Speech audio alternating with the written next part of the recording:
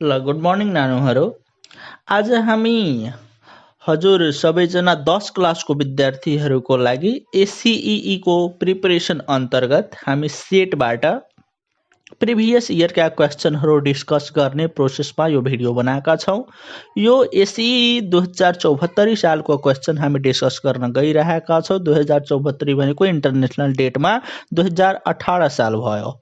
Subject साइन्सको अन्तर्गत हामी यो क्वेसनहरू जुन भेरी सर्ट क्वेसन आउँछ 1 मार्कको 15वटा क्वेसन्समा सोधेको रहेछ, त्यसैलाई हामी आज यो भिडियोमा डिस्कस गर्दैछौँ है। ल 1 मार्कको क्वेसन भन्नुको मतलब भेरी सर्ट क्वेसन हो। हामीले 4-5 लाइन जति कमसेकम लेख्नुपर्छ र क्लियर कन्सेप्ट लेख्नुपर्छ यसको लागि। ल त भिडियोलाई बढी नलम्ब्याउँदै हामी सुरु गरौँ।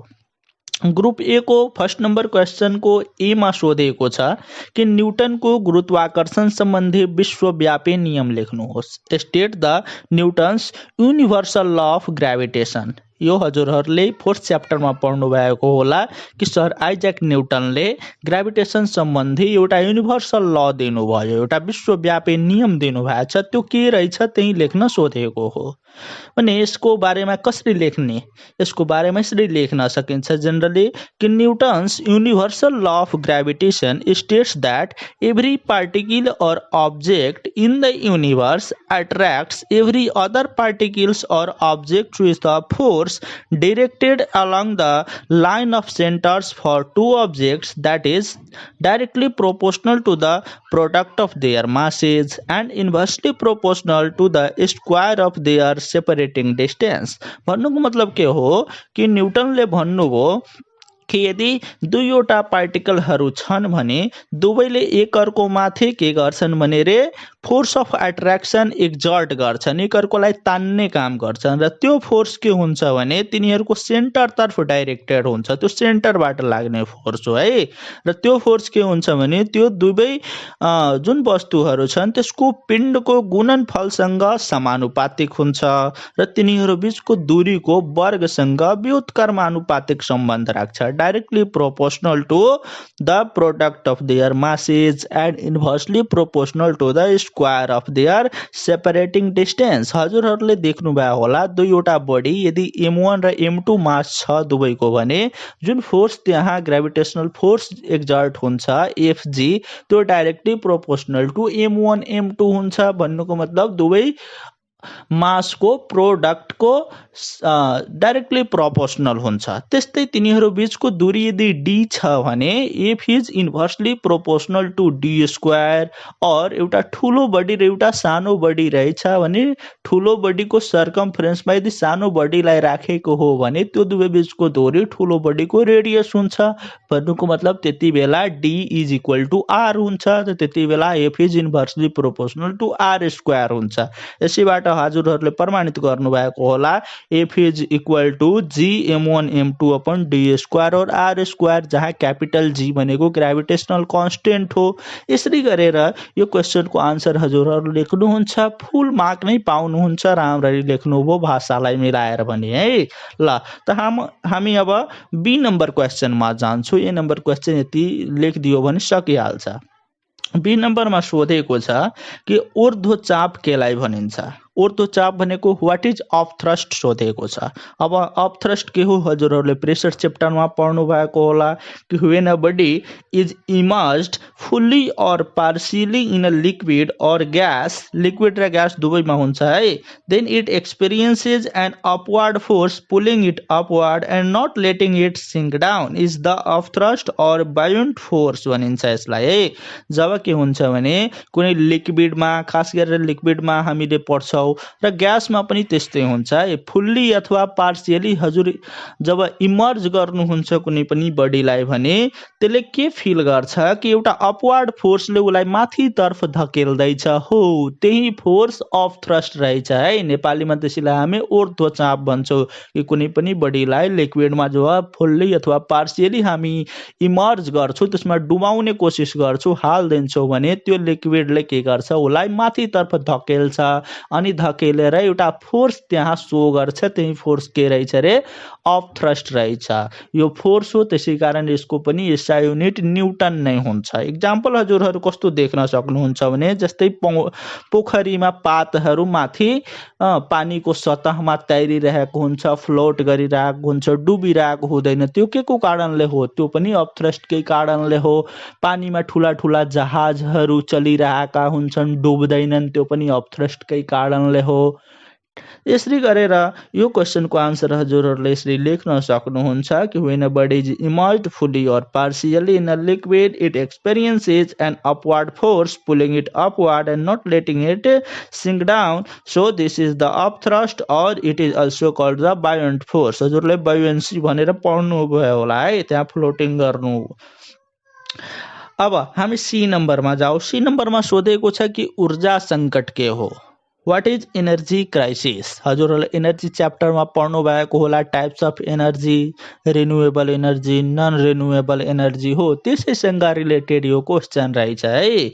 अब ऊर्जा सङ्कट भन्नुको मतलब के हो भने the shortage or depletion of non renewable source of energy and the blockage in delivery of such resources due to scarcity of it is known as the energy crisis। के हुन्छ भने जति पनि नन रिन्युएबल टाइपका एनर्जीहरू छन्, जस्तै पेट्रोलियम्सहरू भयो, कोयल्सहरू भयो, जुन हामीले जति बेला चाहियो त्यति बेला बनाउन सकिँदैनौँ, त्यसलाई बनाउनको निम्ति धेरैभन्दा धेरै वर्षहरू लाग्छ, 500,000 वर्षसम्म लाग्छ भने तिनीहरूको स्रोत रित्नु नै के हो? ऊर्जा सङ्कट हो हाम्रो लागि। तिनीहरू रितिँदै जाँदा टाइममा हामीले अब त्यसको डेलिभरी पाउन सक्दैनौँ, हामीलाई त्यसको सङ्कट पर्छ। त्यस्तो किसिमको ऊर्जाको, त्यस्तो किसिमको एनर्जीहरूको हो, यही अवस्थालाई हामी ऊर्जा सङ्कट भन्छौँ। यो हुन्छ किनभने it is invited due to the following causes like the lack of shortage. अब सर्टेज पनि हुन्छ है।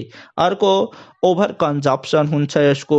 अर्को ओभर पपुलेसन, अब दिनानुदिन हाम्रो जनसङ्ख्या बढिरहेछ, कन्जप्सन अफ एनर्जी बढिरहेछ। जति बढी जनसङ्ख्या त्यसले कन्ज्युम गर्ने एनर्जी पनि बढ्दैछ। अनि नन रिन्युएबल सोर्स अफ एनर्जीको जुन भाकारी छ, जुन स्टोरेज छ, त्यो अब सकिँदै गइरहेको छ। आउने दिनमा हामी ऊर्जा सङ्कट भोग्ने नै छौँ। एनर्जीको वेस्ट पनि धेरै भइरहेछ, वेस्टेज अफ एनर्जी पनि भइरहेछ, यो पनि ऊर्जा सङ्कटको एउटा कारण हो। अनवाइज युज अफ एनर्जीहरू भइरहेछ, होस पुर्याएर हामी त्यसको युज गरिरहेको छैनौँ, आवश्यकताभन्दा बढी खेर फालिरहेछौँ, यो सबैले ऊर्जा सङ्कटलाई निम्ति आइरहेको छ। सो समग्रमा यो सबै कुरालाई लेखेर हामी यो ऊर्जा सङ्कटको बारेमा चाहिँ लेख्न सक्छौँ है। ल यसपछिको क्वेसन हामीसँग छ कि सामान्य आँखाको लागि नजिकको र टाढाको बिन्दु कति दूरीमा हुन्छ? What is the distance of far point and near point for a normal eye? हजुरहरूले वेब च्याप्टरमा पढ्नु भएको होला आँखाको बारेमा कि सबैभन्दा नजिकको कति यसको बिन्दु रहेछ नर्मल आईको लागि देख्ने, र सबैभन्दा फारदेस्ट यसले कतिसम्म देख्न सक्छ भनेर। त के हुन्छ भने नियर पोइन्ट आईको त्यो पोइन्ट हो, त्यो सर्टेस्ट डिस्टेन्स हो जहाँ अब्जेक्ट र आईको दूरी यति हुनुपर्छ कि आँखाले राम्ररी त्यो कुरालाई देख्न सक्छ विदाउट एनी स्ट्रेन। भन्नुको मतलब आँखामा बिना कुनै बढी जोड लगाएर राम्ररी आरामले यदि देख्न सक्ने त्यो बिन्दु एकदमै नजिकको छ भने त्यसलाई हामी नियर पोइन्ट भन्छौँ। The near point of eye is the shortest distance between an object and the eye at which it may be viewed clearly without strain. आँखामा बिना कुनै जोडको, बिना कुनै तन्कावटको हामी त्यसलाई देख्न सक्छौँ। अब यो कति दूरीमा हुन्छ भने यो 25 सेन्टिमिटर हुन्छ है। सामान्य आँखाको लागि 25 सेन्टिमिटरमा कुनै अब्जेक्टलाई राख्यो भने त्यसले चाहिँ राम्ररी देख्न सक्छ, आँखामा बिना एक्स्ट्रा कुनै स्ट्रेन लगाएर देख्न सक्छ। सो नियरेस्ट पोइन्ट कति भयो अरे 25 सेन्टिमिटर हो। त्यस्तै far point for the eye refers to the distance at which the eye can clearly see the objects. अब सबैभन्दा टाढाभन्दा टाढाको अब्जेक्टलाई राम्ररी देख्न सक्यो भने आईले त्यो त्यसको लागि के भयो अरे त्यो फार पोइन्ट भयो उसको लागि। नर्मल आँखाको लागि फार पोइन्ट चाहिँ इन्फिनिटी रहेछ। हामी आकाशमा रहेका ताराहरूलाई पनि राम्ररी देख्न सक्छौँ, नर्मल आईबाट रहेको चन्द्रमालाई राम्ररी देख्न सक्छौँ। सो हाम्रो लागि त्यो इन्फिनिटी हो है। नर्मल आँखाको लागि सर्टेस्ट पोइन्ट नियर पोइन्ट भनेको 25 सेन्टिमिटर हो भने फार्देस्ट पोइन्ट कति रहेछ रे? इन्फिनिटी रहेछ। ल अब नेक्स्ट क्वेसनमा जाउँ हामी। नेक्स्ट क्वेसनले सोध्छ कि साधारण चापमा अल्कोहलको उम्लिने बिन्दु र जम्ने बिन्दु कति हुन्छ? What are the boiling point and freezing point of alcohol at normal pressure? Normal pressure है, हामीले हिट च्याप्टरमा हामी पढ्यौँ यसको बारेमा कि प्रेसर बढाउँदाखेरि के हुन्छ रे? बोइलिङ पोइन्ट र फ्रिजिङ पोइन्टमा चाहिँ फरक पर्छ। तर यहाँ नर्मल प्रेसरमा सोधेको छ कि अल्कोहलको बोइलिङ पोइन्ट र फ्रिजिङ पोइन्ट कति हुँदो रहेछ। यसको लागि हामी के गर्ने भनेर यसरी लेख्न सकिन्छ कि the boiling point of alcohol is the temperature at which the liquid will change into gas. यहाँ लिक्विडबाट ग्यासमा चेन्ज हुन्छ नर्मल प्रेसरमा भने त्यो पोइन्ट के हो रे? त्यसको बोइलिङ पोइन्ट हो। अब the boiling point of well known member of alcohol family that is the ethanol. Ethyl alcohol जुन छ अल्कोहलको फ्यामिलीको एउटा राम्रो जानिने मेम्बर छ। जनरली हामी इथाइल अल्कोहललाई नै कन्ज्युम गर्छौँ है। त त्यो इथेनोलको बोइलिङ पोइन्ट जनरली कति रहेछ रे? त्यो 78.5 डिग्री सेल्सियस रहेछ। 78 पनि कहीँ कहीँ दिएको हुन्छ, 78.2 सम्म दिएको हुन्छ। 78.5 डिग्री सेल्सियस लेखे नि कुनै दिक्कत हुँदैन। अब फ्रिजिङ पोइन्टको कुरा गर्ने हो भने यति बेला अल्कोहल के हुन्छ? त्यो टेम्परेचरमा फ्रिज भएर लिक्विडबाट सलिड बन्छ। अब यो टेम्परेचर त्यसको लागि कति रहेछ रे? -112 डिग्री सेल्सियस रहेछ। कहीँ -114 डिग्री सेल्सियस पनि दिएको हुन्छ। तर -112 डिग्री सेल्सियस लेखे नि दिक्कत हुँदैन, यो पनि सही कुरा हो है। ल अब हामी बुझौँ एउटा सानो कुरा कि नर्मल प्रेसर कति रहेछ हाम्रो लागि। त normal pressure 760 mm of Hg छ है। पारोमा यदि 760 mm प्रेसर छ भने त्यो नर्मल प्रेसर हो है। सो यसरी मिलाएर हामी यो कुरालाई लेख्न सक्छौँ। 1 मार्कको क्वेसन हो, बढी पनि टेन्सन लिनु पर्दैन, कुरालाई बुझ्ने अनि मिलाएर भाषामा लेखिदिने हो यसलाई कि यसको बोइलिङ पोइन्ट कति रहेछ? 78.5 डिग्री सेल्सियस र फ्रिजिङ पोइन्ट -112 डिग्री सेल्सियस रहेछ। अब हामी नेक्स्ट क्वेसनमा जाउँ। नेक्स्ट क्वेसन यसको रहेछ संयोजन प्रतिक्रिया भनेको के हो? What is the combination reaction? अब कम्बिनेसन यसले नामैले भन्छ है, दुईवटा कम्बाइन भएर एउटा बन्नु नै के हो? कम्बिनेसन रियाक्सन हो। लेख्ने कसरी भने combination reaction is a type of reaction in which 2 or more elements or compounds, elements पनि हुन सक्छ कम्पाउन्ड्स पनि हुन सक्छ, त्यसलाई कलेक्टिभली हामी रियाक्टेन्ट भन्छौँ। रियाक्सनको जुन एरो हुन्छ त्यसको जुन लेफ्टपट्टिको कुराहरू छ त्यो सबै रियाक्टेन्ट हो। त्यस्तो किसिमको रियाक्सन जसमा लेफ्टका जति पनि एलिमेन्ट र कम्पाउन्ड जुन रियाक्टेन्ट्सहरू हुन् तिनीहरू कम्बाइन भएर they form a single compound that is the product. ठिक छ, दुई वा दुई भन्दा बढी एलिमेन्ट अर कम्पाउन्ड रियाक्टेन्ट्सहरूले रियाक्ट गरेर एउटा सिंगल कम्पाउन्ड प्रोडक्ट बनाइदियो भने त्यस्तो किसिमको रियाक्सनलाई हामी के भन्ने? कम्बिनेसन रियाक्सन भन्ने है। त्यसैलाई संयोजन प्रतिक्रिया भनिन्छ। यस्तो किसिमको प्रतिक्रिया जसमा दुई वा दुई भन्दा बढी तत्त्व र यौगिकहरू मिलेर एउटा सिङ्गो यौगिक बनाउँछ भने त्यस्तो किसिमको प्रतिक्रिया के हो रे? संयोजन प्रतिक्रिया हो। This reaction involves the formation of new bonds along with the products that are formed.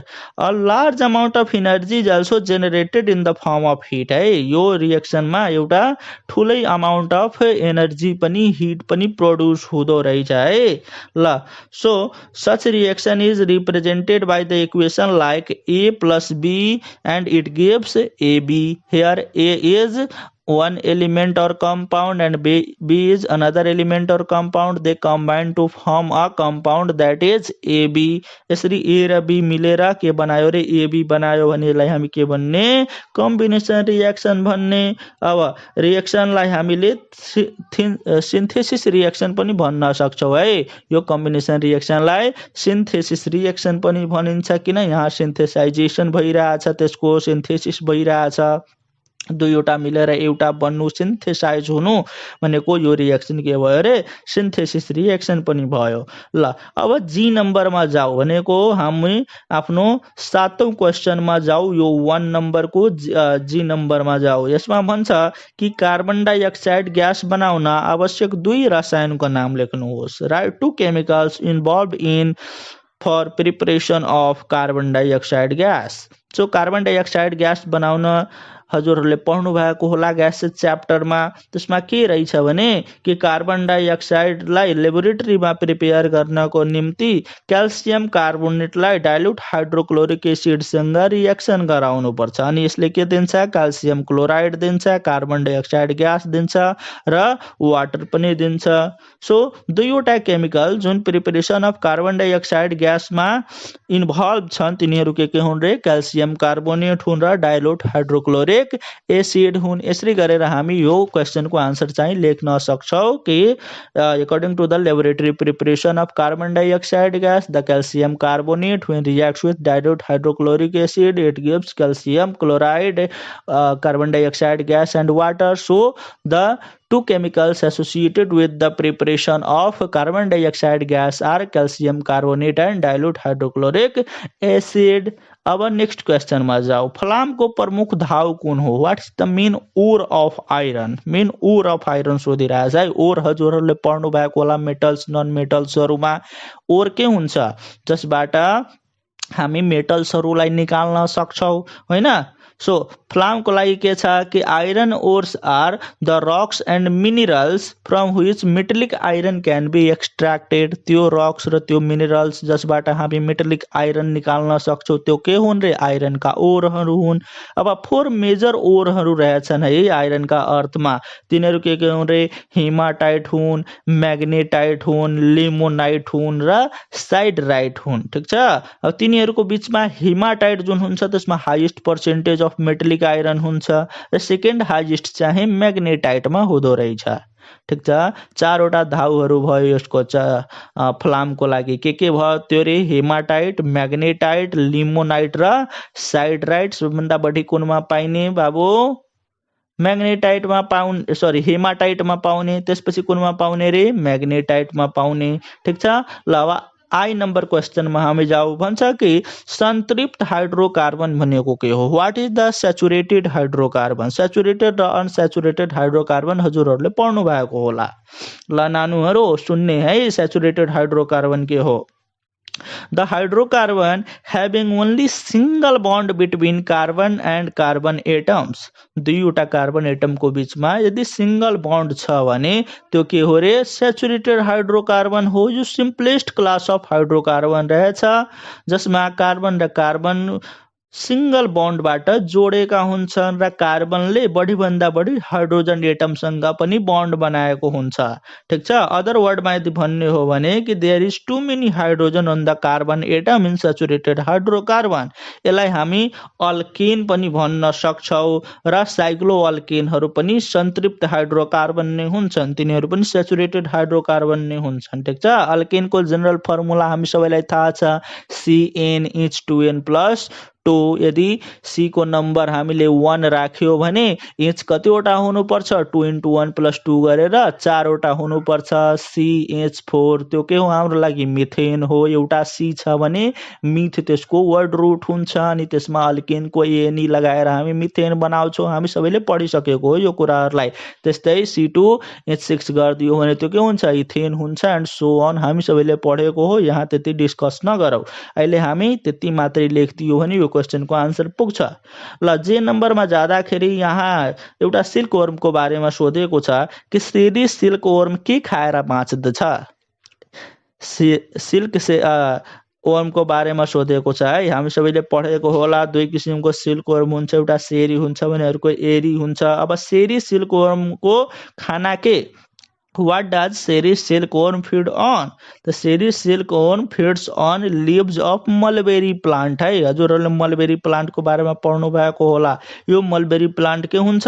एउटा bitter taste को plant हो जसलाई साइन्टिफिक नाम Humulus lupulus दिएको हो र त्यसले त्यसपछि आफ्नो सलाइभा त्यही छोड्छ र एउटा कोकुन को फर्मेसन गर्छ जुन कोकुन अफ सिल्क हुन्छ जसले सिक्युरिटी को काम गर्छ त्यो Ceres silkworm को लागि। सो यसको खाना के भयो रे? लिव्स अफ मलबेरी प्लान्ट भयो। यसलाई मिलाएर लेखिदिनु होला है। Ceres silkworm feeds on leaves of mulberry plant which is a bitter tasted plant scientifically called Humulus lupulus and use its saliva to prepare a cocoon of silk for its security।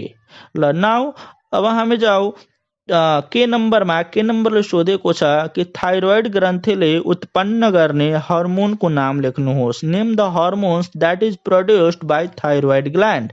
Thyroid ग्ल्यान्डले के गर्छ? कस्तो किसिमको हर्मोनहरू उत्पन्न गर्छ त्यसको बारेमा लेख्नु छ। अब thyroid gland, interior pituitary gland and hypothalamus सबै मिलेर एउटा रेगुलेटरी सर्किट बनाउँछ है। त्यसको नाम के हो? हाइपोथ्यालामिक पिट्युटरी थाइरोइड एक्सिस र धेरै किसिमका हर्मोनहरू यिनीहरूले उत्पन्न गरिरहेका हुन्छन्। मेजर हर्मोन जुन थाइरोइड ग्ल्यान्डले उत्पन्न गर्छ त्यो के हो रे? थाइरोक्सिन जसलाई हामी T4 पनि भन्छौँ। त्यसपछि छ ट्राइडोथाइरोनिन अनि जसलाई हामी T3 भन्छौँ र अर्को के हो रे? क्याल्सिटोनिन। सो यसरी हामी लेख्न सक्छौँ कि the major hormones produced by thyroid gland are thyroxine, T4, triiodothyronine, T3 and calcitonin. Now अब हामी एल नम्बरमा जाने। एल नम्बरले सोधेको छ सेक्स क्रोमोजोम भनेको के हो? What is sex chromosome? So हामी सबैले फंक्सनको आधारमा क्रोमोजोमहरूलाई पढेका छौँ। दुई टाइपको क्रोमोजोम हुन्छ, एउटा अटोसोम हुन्छ भने अर्को सेक्स क्रोमोजोम हुन्छ। सो सेक्स क्रोमोजोम के हो रे? Sex chromosome is a type of chromosome on the basis of its function it is involve in sex determination. यो केमा इन्भल्भ हुन्छ नानु? सेक्स डिटर्मिनेसनमा। छोरा हुने हो कि छोरी हुने हो, जे हुने हो त्यो डिसाइड कसले गर्ने हो रे? सेक्स क्रोमोजोमले गर्ने हो। ह्युमन र अरू जति पनि म्यामल्सहरू छन्, मोस्ट अफ द म्यामल्स सबैमा दुईवटा सेक्स क्रोमोजोम हुन्छ जसलाई हामी के भन्छौँ रे? वाइ भन्ने गर्छौँ। त्यो अब एक्स र वाइ जुन छ तिनीहरूको कम्बिनेसनले डिसाइड गर्छ कि हुने बच्चा मेल हुन्छ कि फिमेल हुन्छ। मेलमा त्यो क्रोमोजोमहरूको सिक्वेन्स चाहिँ एक्स र वाइ रहेको हुन्छ भने फिमेलमा दुवै एक्स र एक्स हुन्छन्। सो त्यो क्रोमोजोम जसले सेक्स डिटर्मिनेसन गर्छ त्यो के हो रे? सेक्स क्रोमोजोम हो। ठिक छ? यो जति पनि मेल र फिमेल हुन्छ त्यसमा त्यसको प्याटर्न, त्यसको एरेन्जमेन्ट चाहिँ अलग अलग हुन्छ। ठिक छ? यसरी हामी सेक्स क्रोमोजोमको बारेमा लेख्न सक्छौँ। The chromosome which is associated with the determination of sex that is called sex chromosome. ठिक छ? न अब हामी जाने एम नम्बरमा। एम नम्बरले सोधेको छ कि हाइड्रा र स्पाइरोगाइरामा हुने अमैथुनिक प्रजननको प्रकार लेख्नुहोस्। Right the types of asexual reproduction in hydra and spirogyra. ठिक छ? हाइड्रा र स्पाइरोगाइरा दुवैले असेक्सुअलै रिप्रोड्युस गर्छन्। त्यो मेथडहरू के हो त्यसको बारेमा यहाँ लेख्न भनेको छ। हाइड्राको बारेमा लेख्दाखेरि लेख्ने कि hydra reproduces asexually by budding है। बर्डिङ बाट गर्छ यसले हाइड्राले। Where an outgrowth is formed that is called bud and that grows in an adult and separates from the main body then both the parts regenerate into new hydra. ठिक छ? हाइड्रामा के हुन्छ भने त्यो बर्डिङ मेथडबाट सेक्सुअल रिप्रोडक्सन गर्छ जहाँ एउटा बाहिरी भाग निस्किहाल्छ, आउट ग्रोथ निस्किहाल्छ जसलाई हामी बर्ड भन्छौँ र त्यो बर्ड एडल्टमा कन्भर्ट हुन्छ। जब त्यो एडल्ट भइहाल्छ मेन बडी जुन हाइड्राको छ त्यसबाट त्यो सेपरेट भइहाल्छ र पहिलाको पनि हाइड्राको बडी र अर्को जुन बर्ड भयो दुवै फेरिदेखि नयाँ हाइड्रा, दुईवटा हाइड्रा बनिहाल्छन्। यही त्यसको के हो रे? अमैथुनिक असेक्सुअल रिप्रोडक्सन बर्डिङ टाइपले हुँदो रहेछ भने स्पाइरोगाइरा रिप्रोड्युसेज असेक्सुअली बाई फ्रेगमेन्टेसन, यो फ्रेगमेन्टेसनबाट गर्छ। जहाँ के हुन्छ भने त्यसको बडी जब म्याच्योर भइहाल्छ अनि धेरैवटा पिसेजमा त्यो ब्रेक भइहाल्छ, ठिक छ। धेरैवटा पिसेजमा ब्रेक हुन्छ, टुटिहाल्छ अनि सबै फ्रेगमेन्ट्स फेरिदेखि के भइहाल्छ, नयाँ इन्डिभिजुअलमा परिणत भइहाल्छ। त्यो फ्रेगमेन्ट्स स्ट्रङ वाटर करेन्टको कारणले हुन्छ, टुट्ने बडीको टुट्ने काम स्ट्रङ वाटर करेन्टको कारणले हुन्छ। हाइड्रामा, हाइड्रा भनेको के हो, एक्वेटिक हो, ठिक छ।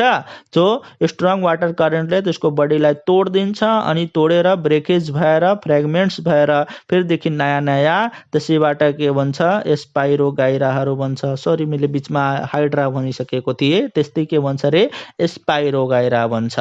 सो हामी के लेख्ने, हाइड्रा र स्पाइरोगाइराको असेक्सुअल रिप्रोडक्सनको बारेमा यसरी हामी भन्न सक्छौँ कि हाइड्राले बडिङ मेथडबाट आफ्नो असेक्सुअल रिप्रोडक्सन गर्छ भने स्पाइरोगाइराले फ्रेगमेन्टेसनबाट आफ्नो असेक्सुअल रिप्रोडक्सन गर्दो रहेछ।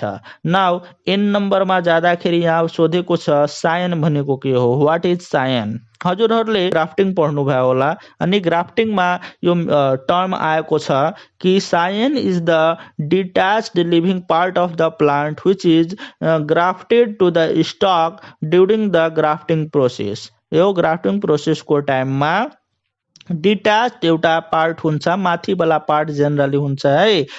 प्लान्टको दुईवटा भाग छ, एउटा तल रुट तर्फको पार्ट र अर्को माथि उसको टिप तर्फको पार्ट, भने टिप तर्फको पार्ट जो हुन्छ त्यो सायन हुन्छ। Scion is the detached living part of the plant which is grafted to the stock during the grafting process. A scion is a piece of vegetative material taken from a tree to produce the fruit variety of need, ठिक छ। जस्तो किसिमको fruit चाहिएको हुन्छ त्यस्तै किसिमको सायन त्यसमा attach गरिन्छ अर्को ठाउँबाट डिट्याच गरेर।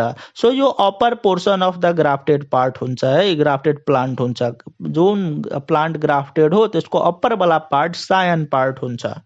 ल अब हामी लास्ट क्वेसन पढौँ, यो भेरी सर्ट क्वेसनको जुन ओ नम्बरमा दिएको छ कि मौसम परिवर्तनका लागि वायुमण्डलको कुन तह उत्तरदायी हुन्छ, which layer of the atmosphere is responsible for the change in weather. मौसम परिवर्तनको निम्ति वायुमण्डलको कुन तह उत्तरदायी हुन्छ त्यो सोधेको छ। यसको लागि हामी वायुमण्डलको बनावटलाई देख्न सक्छौँ कि सबै लेयरहरूमा सबैभन्दा तल्लो लेयर जुन खासै जसमा एटमोस्फियर रहेको हुन्छ त्यो के हो रे, ट्रोपोस्फियर हो है। Troposphere, troposphere is the layer in which the weather occurs. मौसम भनेको कहाँ हुने हो रे, ट्रोपोस्फियरमा हुने हो। The water vapour plays an important role in producing mini weather systems, ठिक छ। वेदर भनेको चेन्ज गर्नमा वाटर भेपरको धेरै भाइटल रोल हुन्छ, धेरै मुख्य रोल हुन्छ। अनि यो वाटर भेपर जुन छ मोस्टली कहाँ हुन्छन् रे, लोएस्ट लेयरमा हुन्छन् एटमोस्फियरको, जुन के हो रे, ट्रोपोस्फियर हो। त्यसै कारण हामी भन्न सक्छौँ कि all the weather phenomena occurs in troposphere. ल यस्तै गरेर हामी भेरी सर्ट क्वेसन 2074 सालको क्वेसनलाई हामीले सकायौँ। अनि यो क्वेसन सुरुवात गर्नुको पछाडिको उद्देश्य यो थियो कि तपाईँ पहिलादेखिको क्वेसन्सहरूलाई यदि राम्ररी सल्भ गर्न सक्नु हो भने धेरै रिपिटेटिभ क्वेसन्सहरू आउँछन् अनि त्यो हिसाबले एउटा आइडिया भएर आरामले चाहिँ यसपालिको आउने क्वेसनलाई क्र्याक गर्न सकिन्छ। आउने क्वेसन त हामीलाई थाहा छैन तर प्याटर्न थाहा छ। रिपिटेटिभ क्वेसन्सहरू हामी यहाँबाट एनालाइज गर्न सक्छौँ, लेख्ने एउटा शैली हामी विकास गर्न सक्छौँ कि कस्तो क्वेसन आयो भने हामी त्यसको डिलिङ कसरी गर्ने, कति मार्कमा सोधेको छ भने कसरी लेख्ने, त्यो हिसाबले हामी एउटा यो पुरै फ्रेमवर्क चाहिँ गर्न सक्छौँ। त्यही हिसाबले यो सिरिज अफ क्वेसन्सलाई सल्भ गर्ने हामीले प्रणाली यहाँबाट सुरु गरे हो। यो भिडियोको माध्यमबाट अरू क्वेसन्सहरू यही सालको सर्ट क्वेसन्सहरू, लङ क्वेसन्सहरू पनि अर्को भिडियोको मार्फत हामी हजुरहरूलाई प्रोभाइड गरौँला नै। तबसम्म हाम्रो च्यानलसँग जोड्नको निम्ति हजुरले च्यानललाई सब्स्क्राइब गर्नु, लाइक गर्नु, कमेन्ट गर्नु, केही कुरा अझै जान्नु छ भने। अनि हामी फेरि अर्को भिडियोको साथमा भेटौँला। तबसम्मको लागि बाय बाय, थ्याङ्क यू।